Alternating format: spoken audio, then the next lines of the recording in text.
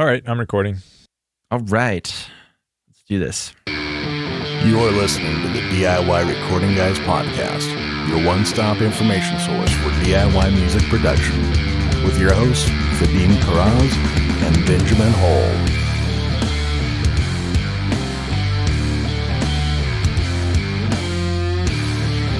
All right, welcome to another episode of the DIY Recording Guys podcast. I'm Vadim from Calm Frog Recording. And I'm Ben from Dreamloud Studio. What's going on, dude? I bought a snare drum. Yes, tell me. I did.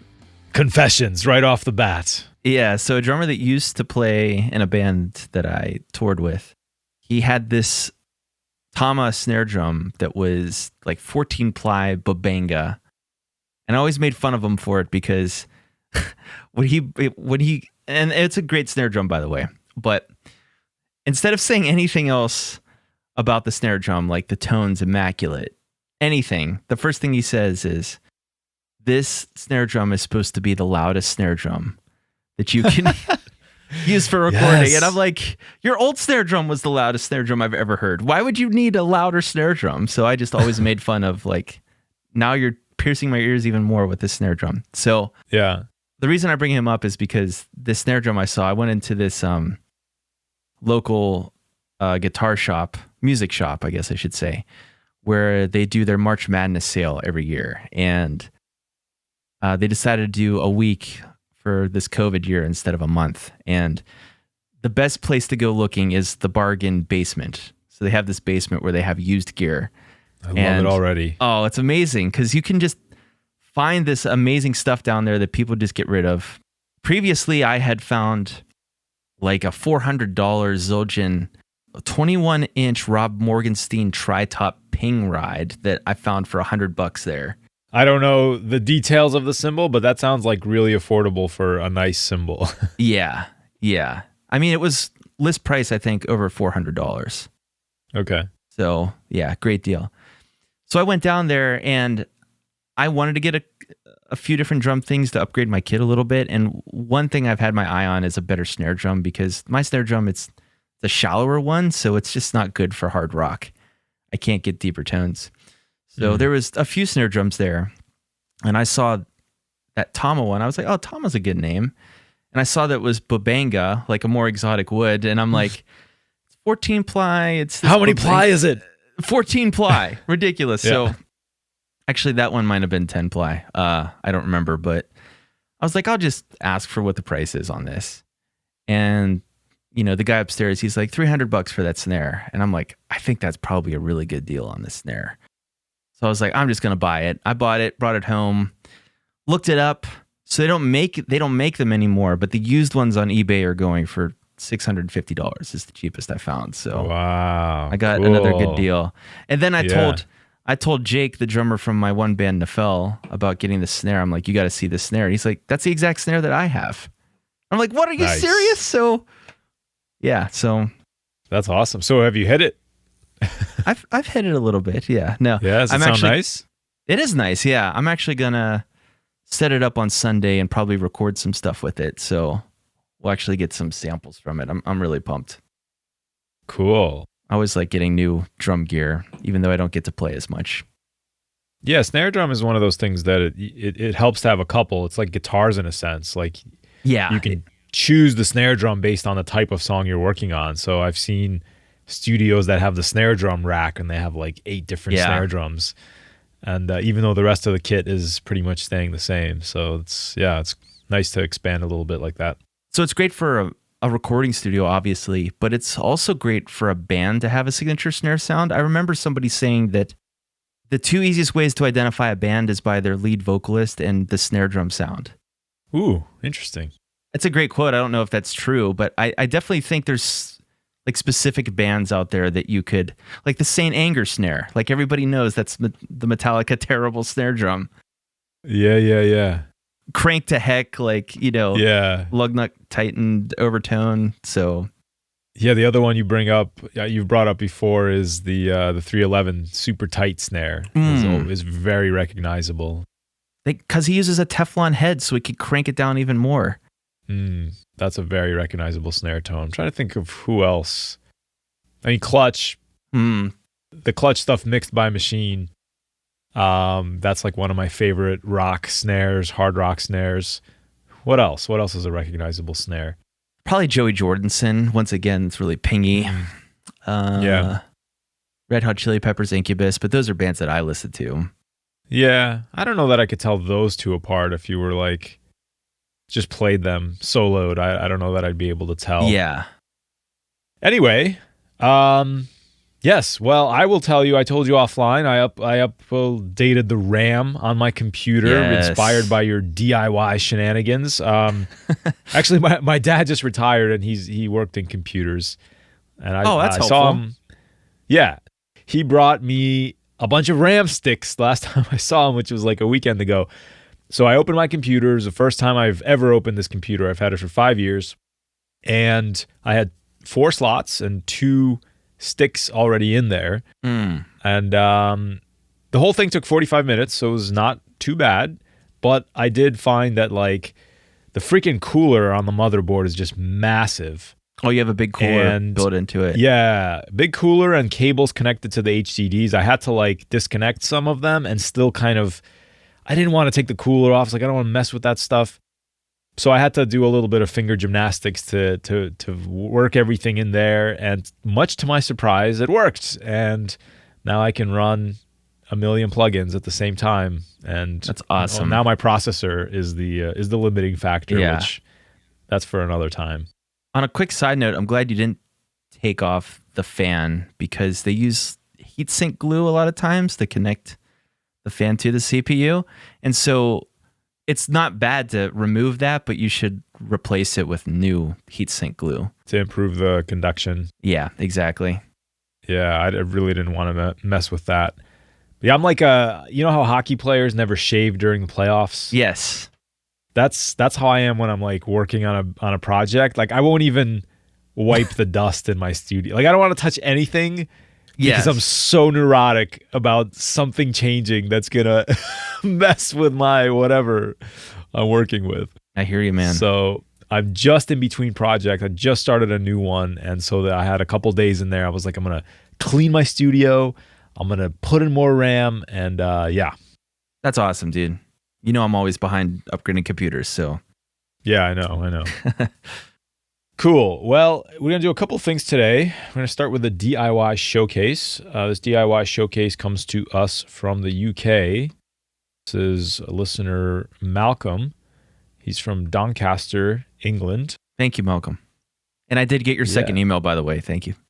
Yeah, he emailed us with some notes. I'm just going to read a little bit. He is self-taught, classically trained pianist, developed a love of recording in the late 90s, been in various bands. They were all short-lived. So now he's basically DIY, doing everything, writing, recording, producing his own stuff. He started working on his album late last year and has completed 3 songs to date out of a planned 10. His wife kindly let him turn a spare bedroom into a studio. Definitely appreciated that. So his song is called Love.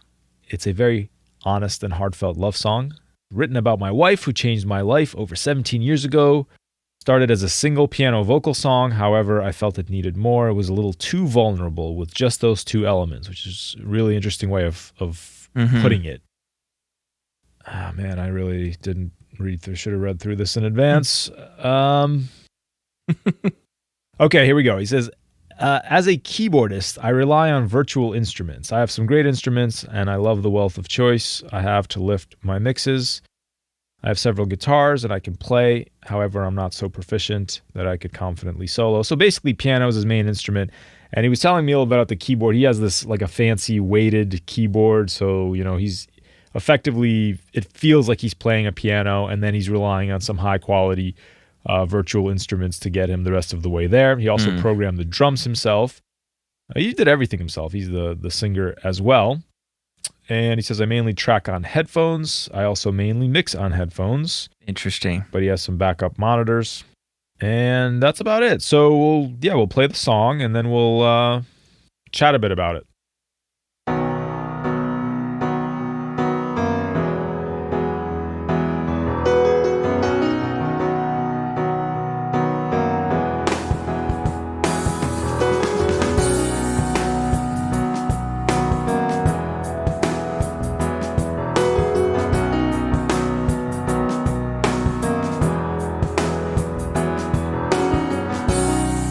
like a thief on a dark night, wishing that it all will turn out right.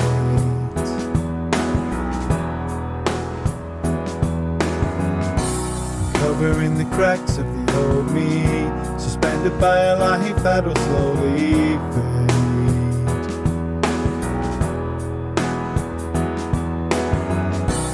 My first kiss on a summer's afternoon left me needing answers that never came too soon. And all along, standing in the corner was you and love. For the very first time, love.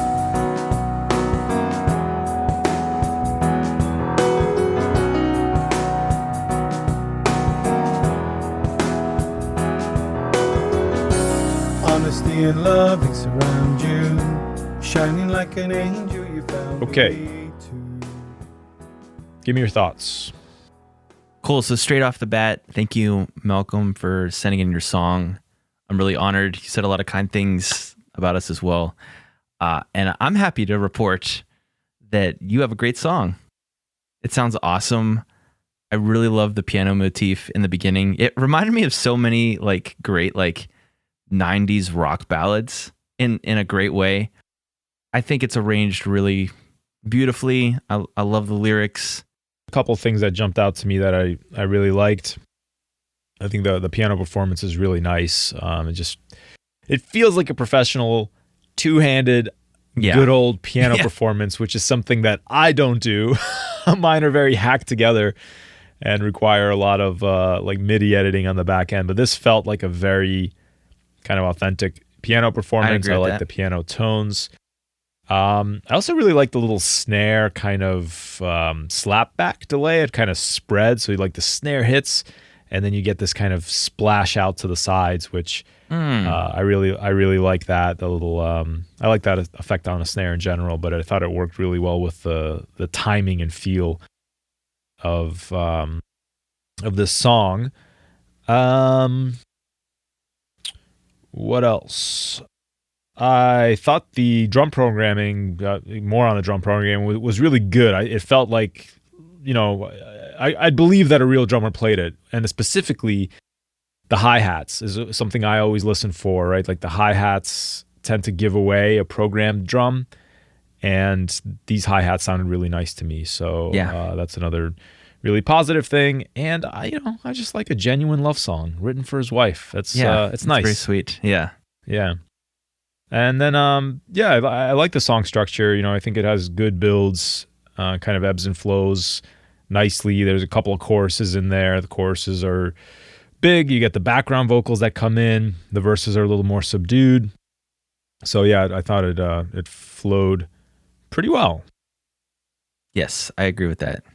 Any constructive notes, Ben? I have a couple of constructive notes. I'm trying to see if all my notes were mixing notes or any were like arranging or songwriting notes. I don't think I had really any songwriting notes. I could tell you're a seasoned songwriter. This isn't your first rodeo. So yeah, that's great. So all my constructive criticism are strictly mixing. Okay. And that doesn't mean that my opinion is the right way either. It's just kind of what I heard and felt. I think the biggest thing that jumped out at me is I kind of wish that there were more dynamics in the song. The drums in particular, but even the piano, I didn't really feel like there was too much punch. It just kind of sounded like everything was at the same volume the whole time. Did you get that sense? Do you mean between... so yeah, maybe. I want you to clarify. Do you mean between the instruments or from song section to song section? I mean, kind of both, but I heard it more just in the instruments themselves.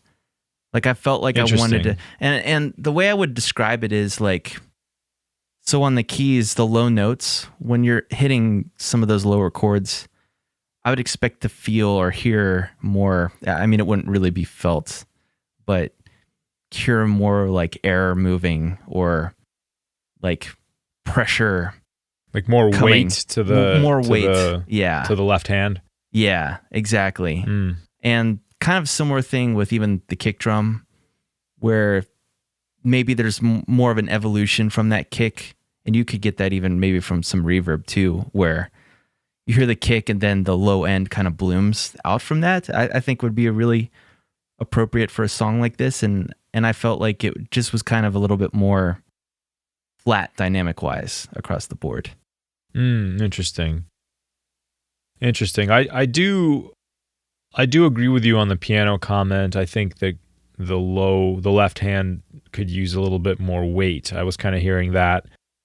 And also I thought that the dynamics between the choruses and the verses, the difference there could have been greater, and the answer might be to strip more away from the verses. But other than the background vocals, I did want more. I wanted to hear more of like an impact when the chorus comes in. Mm-hmm. It was dynamic wise there. It was pretty consistent, I think, as well, like from verse to chorus, right? Right. Yeah, I think that's a good note. I do think it could.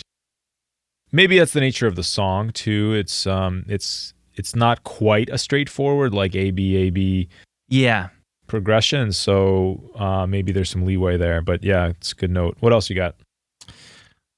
We talked about this a little bit offline, but I'll bring up the stereo chorus effect on the vocals. So it was interesting to me because you pointed out that you think that that's a double that we're hearing. I didn't know if it was a chorus effect or if it was a double turned up pretty loud. And I just felt like it was a little bit disorienting. And the reason I use the word disorienting is when I had headphones on in particular, listening to it, it just kind of sounded like there was this hollowness in the vocal, or like almost seeing a double image. Like I couldn't tell if it was supposed to be one vocal part or I somehow was hearing two where it should have been one. But knowing that it was a double, all I would say is that maybe if that was pulled back in the mix a little bit to support the main one, then it would have more of that effect of just kind of bolstering the single performance. I guess what I'm trying to say is, if that was your intention, Malcolm, to make that like effect, then that's totally fine. That's an artistic choice. But if the intention was to maybe support and give more body to the main vocal, I would just pull the backup back a little bit so that it's kind of a more felt thing instead of heard. Yeah, I agree with you on that effect. I think, I'm not 100% sure, but I thought we had exchanged a couple of emails. I thought he said it was all doubles. So what I said in the emails, first of all, that's amazing to be able to get doubles that are that tight. That's a really good point, because I think that's why I didn't think that they were doubles, because it's so exact. It sounds like the same performance duplicated. Yeah, it does. That's why, listening to it again, I'm still impressed, because I think I'm 95% sure he said it was just doubles. But I agree with you. I did get kind of a hollowness. And part of that, I was playing around with it while listening to it, and I kind of I boosted a little bit of like 560 hertz in it just to try to fill out this hollowness that I thought I heard in the main vocal, and it did help a little bit. But I do still find that chorus effect is cool, but it would maybe, it's hard to say exactly, but just off the top of my head, like maybe if it was coming in and out, like maybe it just came in at the tail end of a phrase for a couple of notes, or, having it there through the whole song was, it was a little, it didn't seem quite right to me. And the more I listened to the song, the more I kind of thought that. But you're right, it is, that's a artistic decision. And if that's what you're going for, is that kind of, it's almost like a mono short slap back or short chorus, but very much still in mono. If that's what you're going for, then great. It's just our opinion. Right. Yeah, that was my only two critical notes for it. But other than that, great job, Malcolm. Yeah, I thought the mixed balance overall was really good. I thought I didn't have a problem with the kick. I thought the kick sounded nice actually, and just across the frequency spectrum, there wasn't anything like jarring to me when I listen to it, and I listen to it in headphones. I listen to it in the studio. It was like, it felt like a well balanced mix. So yeah, kudos there. I agree with that. It was definitely well balanced. Nice job. Cool. Yeah, nice job, Malcolm. Thanks for the email exchanges and the kind words. We're glad to have you as a podcast listener. We're happy that you're sharing your music with us, and we're willing to let us share it on the podcast. I know that can be a very vulnerable thing as well, to give yourself up for some criticism from a bunch of jerks like us. So we appreciate it, and we appreciate you listening. Yeah, thank you. Let us know when the album comes out.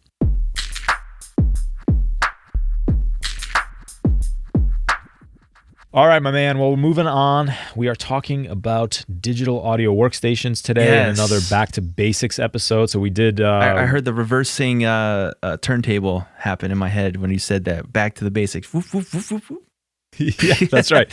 Back to the basics. Yeah, before we get too carried away on this podcast with a bunch of nitty-gritty detail topics that are very niche, we want to periodically go back to the basics and talk about some of the basic tools in our arsenal, make sure we understand exactly how to use them, what you need to know. So we did our first Back to Basics episode was on interfaces. It's called Anatomy of an Interface. So today we're going to do something similar on Anatomy of a DAW. And Ben, I didn't tell you this, but I'm having a bit of a DAW crisis actually at the moment. Tell me more. Basically, I've come to a crossroads here. Going forward, I'm a Pro Tools user. And going forward, I need to decide right now whether I'm going to invest more in my Pro Tools skills, because I have a lot to learn, or if I'm going to jump ship. And I've decided if I jump ship, I'm going to go to Studio One. Yes. Based on feedback I've gotten from a bunch of people, yourself included. As recently as this morning, I was talking to somebody who switched from Pro Tools to Studio One. Anyway, so that's pretty cool to hear. It's interesting. Yeah, we can talk more about that towards the end, but let's start with, what is a DAW, Ben? What does it do? First of all, I will tell you a DAW is a digital audio workstation. That is what it is. But basically, the way I think about a DAW is it's a program that essentially acts as a middleman between all of your audio files, your virtual instruments, any plugins you might buy or come pre-installed in your digital audio workstation itself that you would use to manipulate audio. It's basically a liaison to... You like how I said that? Did you just say liaison with... Did you just... The French accent. French, the N at the end for no reason? I did. I love it. All right. Keep going. Yes. But it's a liaison for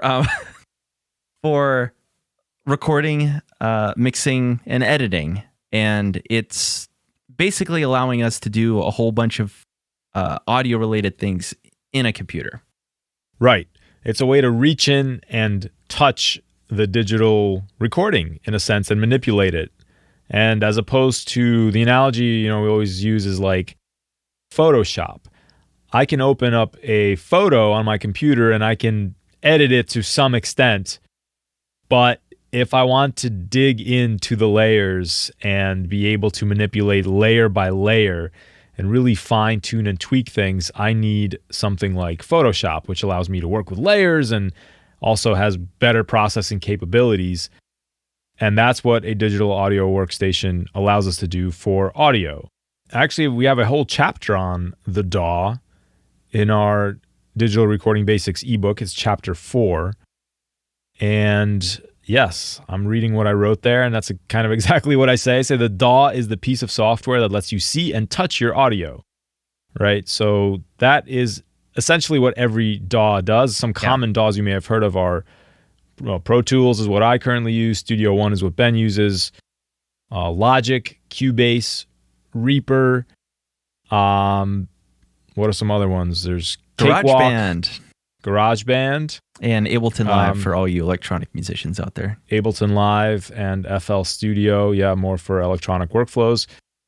So let's talk about some of the basic capabilities here. We've already touched on them, but what do you think of as like the basic capabilities of a DAW that they all have in common? Good point. I think I mentioned them already, but I would want my DAW to be able to record audio, to arrange what I recorded, to edit, and then to mix. At least those 3 or 4 things. And then maybe depending on the DAW you get a couple extra features here or there. But those are the basics that I would want from any DAW.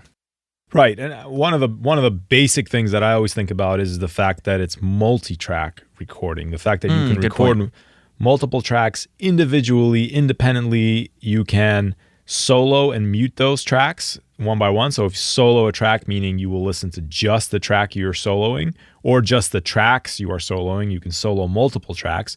And likewise, you can mute certain tracks and have them drop out.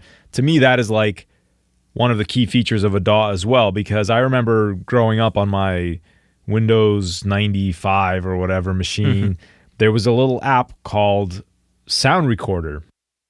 And you could hit record and you could just record one waveform and that's it, right? And it was like, that's cool. And I remember thinking, can I use this somehow to record? But the key functionality that was missing there is the ability to multi-track record, which is where you can now layer things and control those layers independently.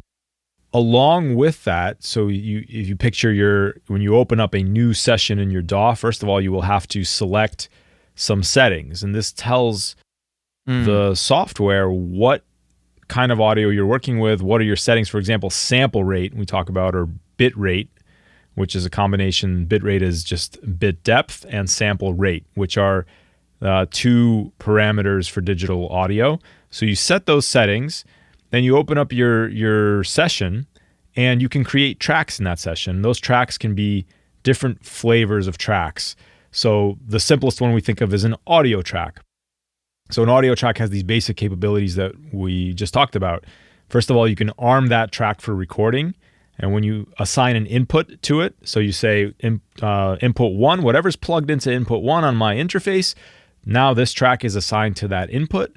And when you hit record, if that track was armed for recording, you will be able to record audio.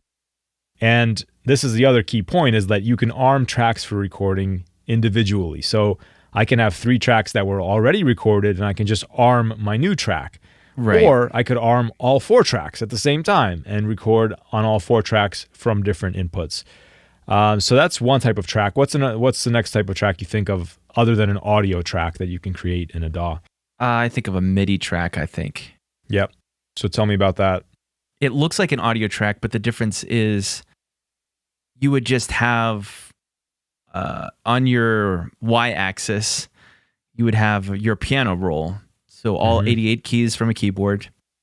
And then you'll see little dashed lines, and they'll be on one of these notes on the keyboard, but in time to your music.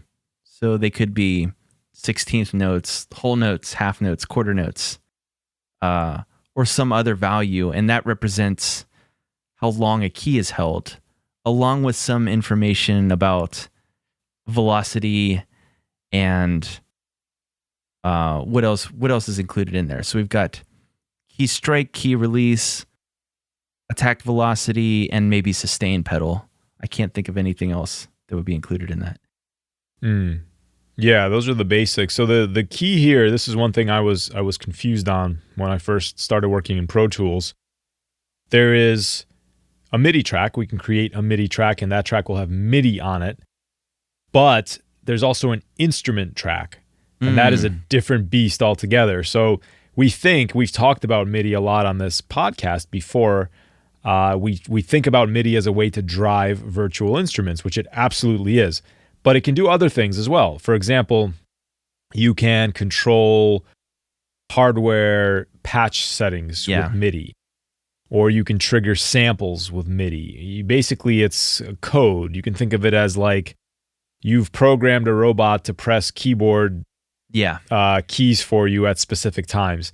So when you create just a MIDI track in Pro Tools, there's no audio associated with that. Now, you can route that MIDI to different things and make it do different things. But the next type of track would be an instrument track. And an instrument track is a track that allows you to have MIDI and then use that MIDI to drive a virtual instrument which is inserted onto that instrument track. Is it similar in Studio One? Yeah, it works the same way, in fact. I have a great analogy for this, and I hope that most people can relate to this, but think back to old black and white Disney cartoons and think of like a player piano that you see in there.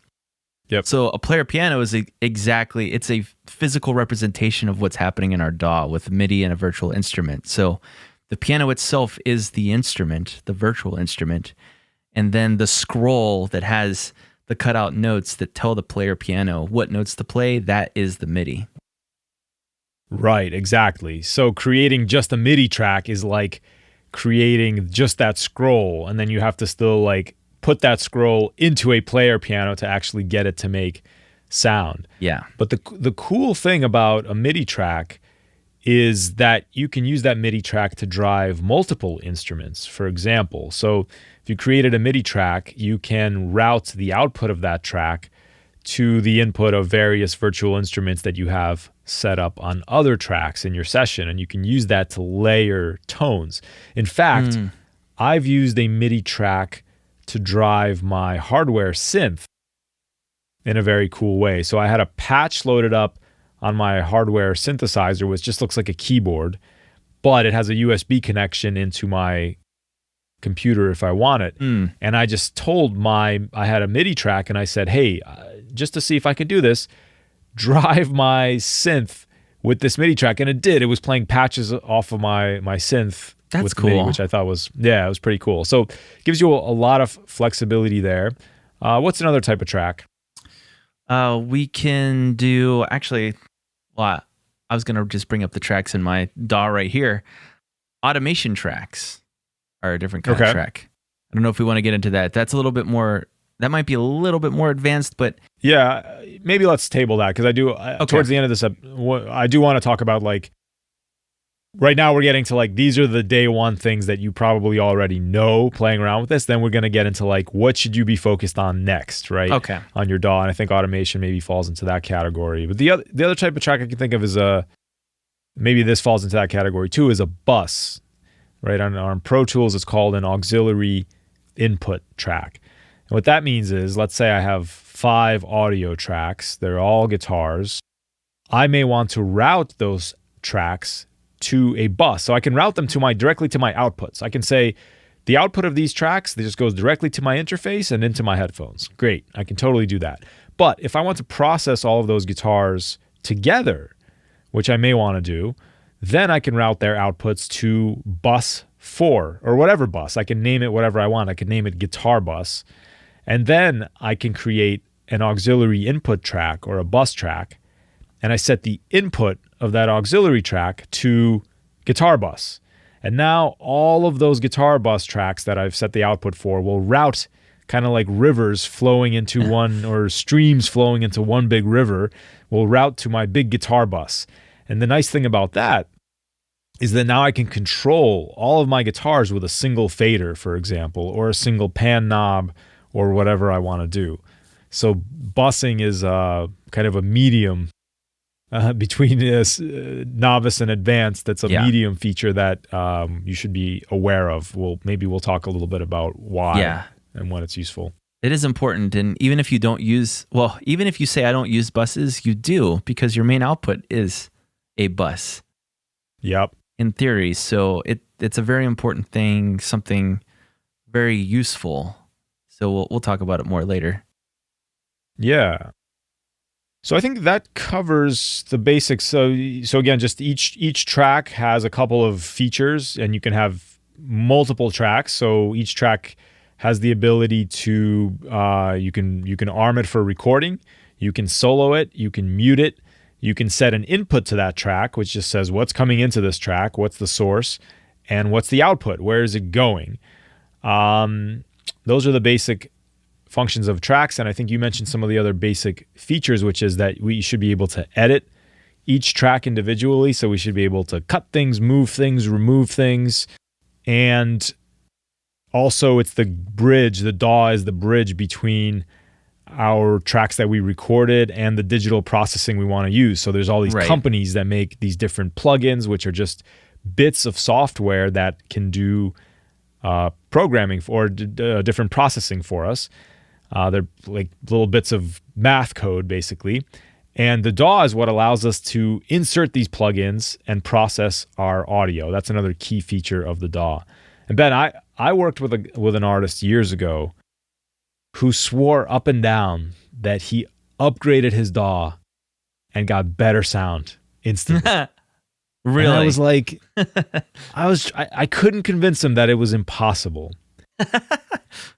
That's like saying, dude, I got this new Texas Instruments calculator and like my math scores have been going through the roof. It's like, no, that's not how it works. Just the vehicle. It's just the vehicle. Literally, it's like a calculator. Digital audio is like a calculator. You put in a plug-in, that's basically what it's doing. So this is a key point, is that the DAW in and of itself does not affect your sound quality. It may have different features and different tools, like GarageBand doesn't have as many features as Logic, for example. But for apples to apples comparison, you will not hear a sound difference between GarageBand and Logic if you're doing the same exact things in both. Yeah, completely agree. I think for all intents and purposes, all the DAWs, just default settings, drop in audio, compare them. Drop in audio, bounce it down, and compare what you get from all the DAWs. I think you wind up with the exact same result. Yes, absolutely. I'm very confident in that. And so the question of what DAW you get comes down to a couple of things. I mean, there are feature differences. Like you mentioned, Ableton is very popular for like electronic music production. And the reason is because of the features. It has some nice features with being able to quickly work with loops and sections, and it's a workflow question. And by and large, all of these major DAWs have broadly the same features. Yeah. Okay. Maybe they're not executed quite the same way, but for all intents and purposes, the important thing is to pick one and learn it well enough to be quick. Yeah. Right. And that's my big hesitancy with leaving Pro Tools, is that I'm quick in Pro Tools with editing. And so I know that, it's going to take me time. Like I was thinking about it. It's like brushing my teeth, right? I could brush my teeth with my left hand and like, I get the mechanics of brushing teeth. I understand what I'm doing, but it would be really hard for me because I've spent 30 some years brushing my teeth with my right hand, right? I don't know why I relate to this so much, but I feel like every night when I go to brush my teeth, I'm also trying to bounce out audio or something like that. So I inevitably am trying to brush my teeth with my left hand, and then I just give up because I'm trying to click around in my DAW with my right hand. You're like and sitting at your computer brushing your teeth? Oh, yeah. Wow. I love it. That's profound. Yeah. So anyway, profound. so this is really an apt analogy for you. But yeah, it is. Yes. Pick one, stick with it, learn it. So let's get into maybe some of these things. Like once we know these basics, okay, we can arm our tracks for recording. We set the inputs, we set the outputs. We understand that. We know how to do some of this basic stuff. What are like the next things people should focus on learning? Because there's a lot to learn in these DAWs, right? So what's like the next low-hanging fruit once you can get audio and MIDI recorded? Sometimes it's hard for me to think of the answer to this question, because I feel like the way that I learned how to navigate my DAW and set up audio is the exact like opposite order that it should have been in. Like okay. I learned all the later steps that I needed to know before I learned the very basics. So I think with that being said, probably the next most important thing to learn is setting up a song session. Let's just start right at the basics. Because whether or not you're using your DAW for songwriting, editing, or mixing, you're still going to want to set these parameters before you start or quickly after you start. So let's start with tempo. Tempo is really important because obviously if you're trying to record something, it's going to sound more in time if you can turn on the click track or metronome inside the DAW while you're playing along to it. But even if even if you're in a situation where, let's say you're mixing, I don't need to know the tempo, I'm just mixing. It's still helpful to have the tempo, the correct tempo mapped in your session, because all of your delays are going to sync up with the tempo of your track. And sometimes the delays just sound really bad if they're not synced up to a quarter note or an eighth note. But even if you don't even want to use the quarter note or eighth note, it's just a good starting point. And let's even talk about editing. If you have everything lined up to a grid, it's easier to see when they're in time and out of time. So setting your time base is initially a super important step. Couldn't agree more. I think that was on my list as well, is setting up that grid. And you really hit on all the major points there. I don't really have too much to add there. I tried to mix songs that I've gotten without setting up the grid, and it's definitely doable because you can manually adjust delay times on plugins, and you can do it by ear. But just editing alone, to have a grid, a visual cue when you're editing, is so huge. Because honestly, a lot of times you can do your first pass editing like without even listening. Yeah. Right. You just if you have a good grid and if it was recorded to a click. So absolutely, establishing the grid, you should definitely take some time to learn how to do that. Before we move on from there, I'm going to throw out my tips as we hit all these topics. Perfect. So very often, whether I'm collabing with a musician friend or mixing a song, I won't get the tempo info. And I'm very infuriated. But then after I'm angry, here's a quick trick for figuring out the tempo without knowing it ahead of time. So if you can, I know this works in Pro Tools, it also works in Studio One. The tab button on the keyboard, you can tab the transient.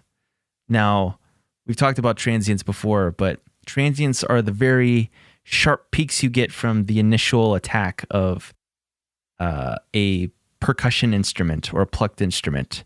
So you'll see them on guitars, keyboards, not so much vocals, but definitely on drums. You'll definitely see them on drum hits.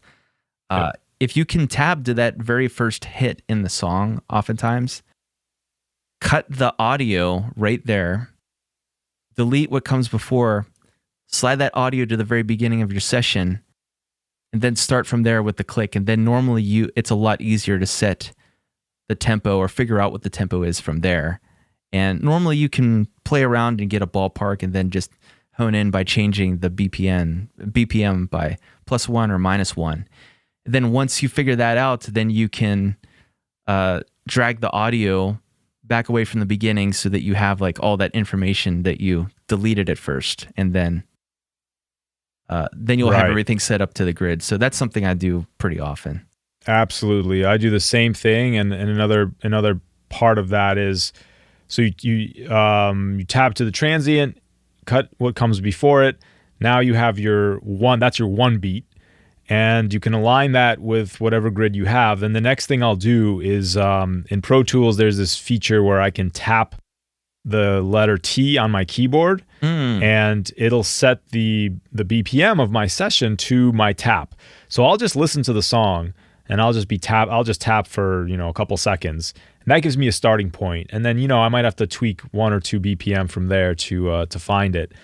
But that's a very helpful tool, and you're right. And again, a lot of times visually, once you see that grid, you can be like, oh, the grid is a little bit faster. Yeah. Or the grid is a little too slow. So yeah, very helpful tool.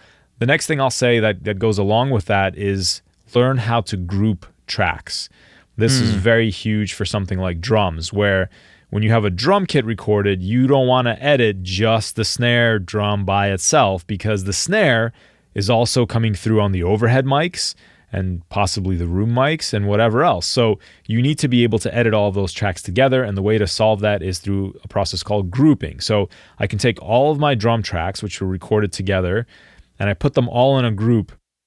And so when I move things around, for example, they all move together, which is what I want for drums. So that grouping is a huge, a very important feature. I do the same thing. I think additionally to that, one thing I'll do with labeling is I label all my drums with the same prefix DRM. space dash space, and then whatever the track name is.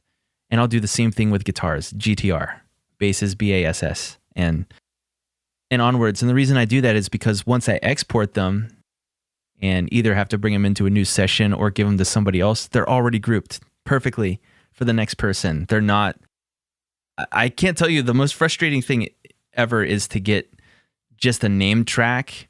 And so you might get something like Gretsch, and then the next thing is scratchy vocal, and then after that is 1, 2, 3, 4, 5, 6 reverb, and then it's just all over the place, and you're like, none of these are grouped together. So if you have to bring that into a session where things are just organized by, you know, alphabetically, then you might waste an hour just organizing everything, listening to everything individually. So you're saying, like, even by naming them consistently, then when you export them in your file explorer, they will group together. Like all the drums will be grouped together. Yeah, that's huge. I actually don't do that, but that's a great idea to do as well. So that's another thing is grouping your stems once they're exported.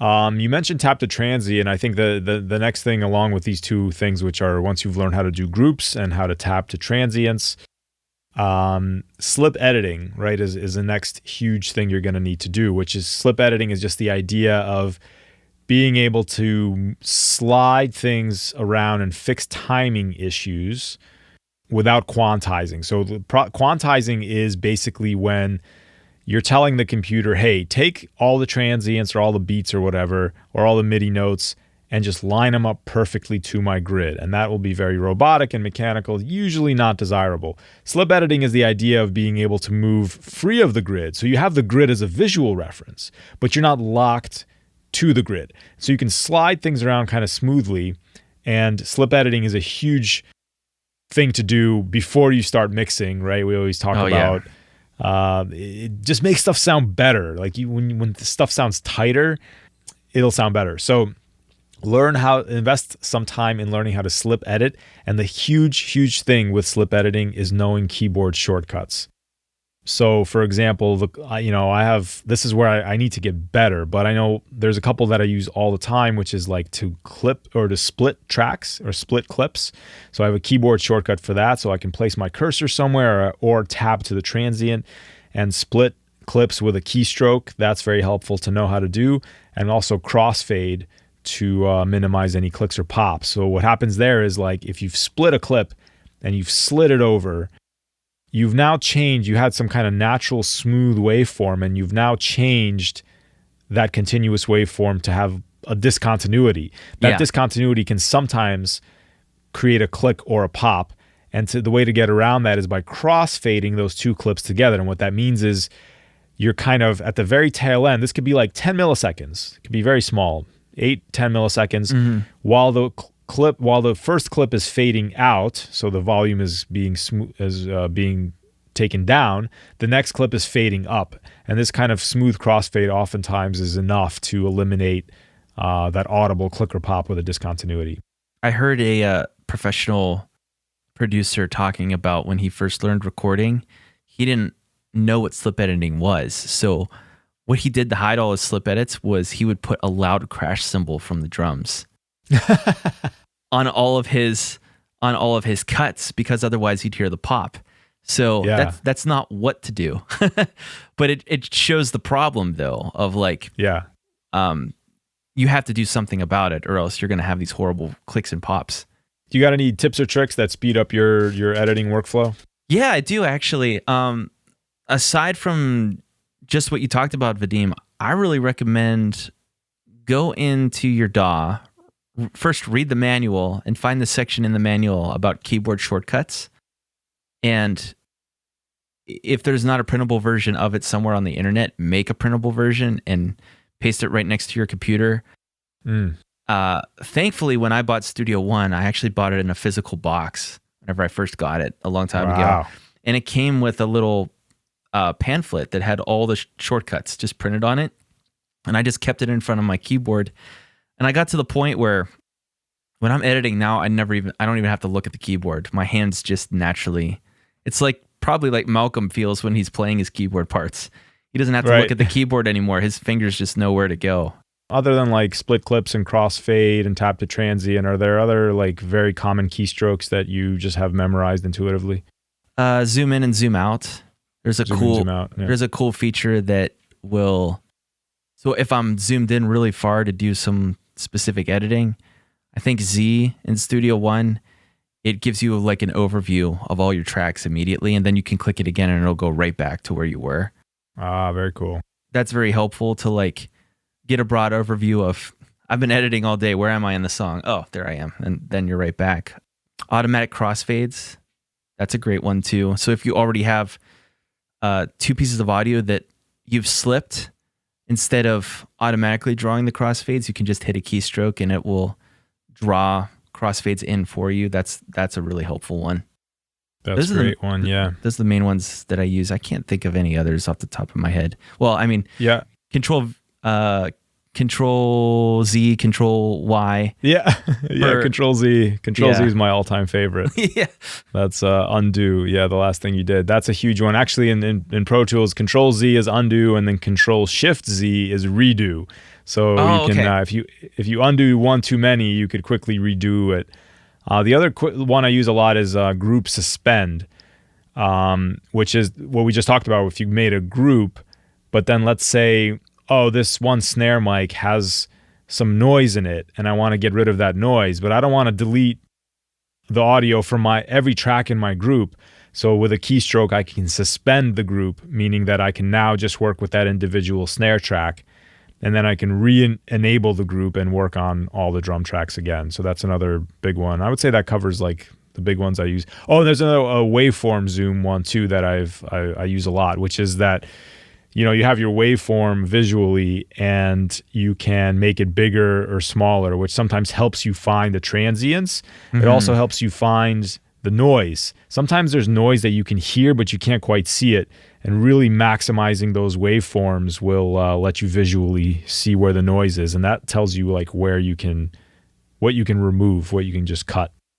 That's great. All of those. And there's a whole bunch of other ones too, like turn on and off automation, arm, disarm track, create new track. These are all, I mean, pretty much anything you can do in a DAW can be assigned to a keyboard shortcut. Yep. So it's worthwhile looking through them. Yep. Okay, we talked about groups, we talked about buses. Oh, the big thing we didn't talk about is you mentioned track organization with the naming. The other thing you can do is change the colors typically of the tracks, and that's a huge one. I started doing this just recently, 4 or 5 months ago. I never really cared before. My audio tracks were one color and my buses were another color, and I just lived with it. But now I'm very meticulous where all my drum tracks are always green, and any drum bus tracks are dark green, and then bass is always blue. Clean guitars are always yellow. Big heavy guitars are always orange. This is so wrong, Vadim. This is so wrong. Tell me. Drums are always blue and bass is red. You know this. I'm just kidding. No. Red is for the most important thing, Ben. Red, I make my vocal tracks red. Oh, really? Yeah. Okay. No, it doesn't matter. Anyway, it just picks up. It doesn't matter. Yeah. As long as you're consistent, because what that does is like once you have a busy session, you can quickly scroll through it and be like, oh, I'm in the blue section. That's bass for me. Yeah. Yes. So track coloring is a very helpful thing to learn. We talked about keyboard shortcuts. You can also program macros, which I don't do, but like that's one thing I want to get into. Yeah. Which is like, if you do a number of keystrokes in a row consistently, you can program that into a single keystroke and just run it as like a little code. Think of this. Studio One is pretty good for that, right? Oh yeah, it's pretty robust. Think of it this way. If you're playing Street Fighter and you want to do the ultimate combo, what if you could program that to one button? That's a macro. That's called cheating, but not in audio. In audio, that's called being smart and efficient. So yeah. Cool. Well, we talked about most of like the next level things. I think these are the things to focus on. So whatever DAW you're using, take some time, sit down and just watch. There's, YouTube videos on all this stuff. These are the things that are worth investing in, because once you get good at editing, man, your life will be so much easier. Now you're brushing your teeth with your right hand or your dominant hand, right? Now you can brush your teeth much faster, and that stuff is important. talk about automation, because I think that is in this next tier as well. Automation's really cool because basically you can automate any parameter of a track, including any plugins you have on the track, using automation. And it took me a while to figure this out because the most basic level of automation is, let's imagine you have 8 tracks in a song that you're working on. The most basic level of automation is you turn on automation for a specific one of those tracks, or maybe all of them. But let's just say you turn it on for one track, and you can adjust maybe a couple simple parameters. I'm not sure how Pro Tools works, but in Studio One, by default, there's always volume and pan automation enabled on each track. So you'll see those pop up, and then you can play around with different automation envelopes. So you can either make it a linear fade where you have the volume fade by a consistent amount as time progresses, or you can make it an exponential fade by adding some curvature to that line. You can do the same thing with panning, and that kind of makes sense. So if you're panned to listen to things in the center, then you can add all kind of interesting automation to make the sound on that track move around in two-dimensional space using this pan automation. So that's the most basic level, but there's all kind of other things you can do too, where the main thing I will do with maybe second level of automation is I'll bypass effects that are on tracks. Yep. So maybe let's talk about, let's say in a song you have a drum break. Maybe in that one specific section, I want to completely bypass all my reverb plugins on my drums so that the drums sound super dry and cool and different. So I'll do things like that. And then there's a third layer of automation where you can automate buses. So you're automating multiple tracks at the same time by manipulating the bus or what's on the bus. It's the same principles, but just used in different ways. Yeah, the way to think about this is like back in the day when people were recording to tape, what they would do is they would basically have all their recorded tracks running through these big mixing boards and all these hardware plugins and this outboard gear. And what they would do is they would talk, and they would say, okay, in verse 2, we want to make this vocal louder and then quieter. And somebody would have to remember that. And then as they were recording the tracks now from a tape to another tape, somebody would have to have their hand physically on that fader and move it, and they would kind of play the mixing board and the pieces of hardware, turning knobs and stuff. They would play them like instruments, and it took sometimes a lot of people to write the automation for a song, which is actually a lot of fun. I mean, it sounds like a lot of fun. It was really musical to be able to like play with faders in real time, and it is like a performance. And they would effectively record that performance, them performing on the mixing desk, and that becomes the recording. Now, today, we have this benefit of being able to program these same moves into our plugins. And what you said is exactly right. I'll expand on that. Like in Pro Tools, I can pick any plugin instance, and I can choose the parameters of that plugin that I want to then be able to automate. And I can do whatever I want with them. I could say, I want to boost this EQ for this section and then slowly change it and move it down.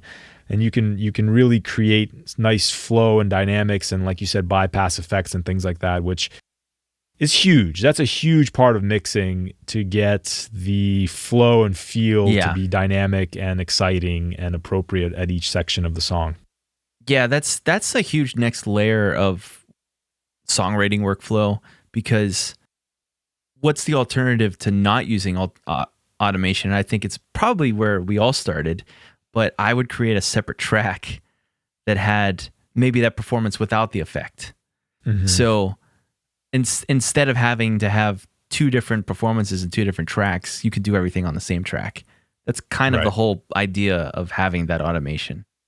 Yeah, absolutely. And I spend a lot of my time when I'm doing a mix, I don't know what percentage, but a lot of my time is spent automating. It's changing things and moving things around, and creating the movement throughout songs. So yeah, take some time. Doesn't matter what DAW you're using if you're comfortable in it. Now, if you're not comfortable in it, or you may want to try some other ones, but I would say pick one that you're most comfortable in right now and invest some time into learning these basic things that we talked about today.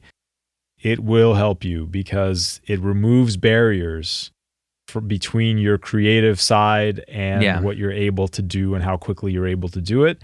Anytime you can remove those barriers, you're going to get better results faster and you're going to have more fun. Yeah, exactly. Couldn't have summarized it any better, Vadim. Cool. Thank you. And yeah, it's a pleasure talking to you as always, Ben. Same, Vadim. Well, and until next time, it's the DIY Recording Guys reminding you to check yourself. Or you wreck yourself. All right. See you later.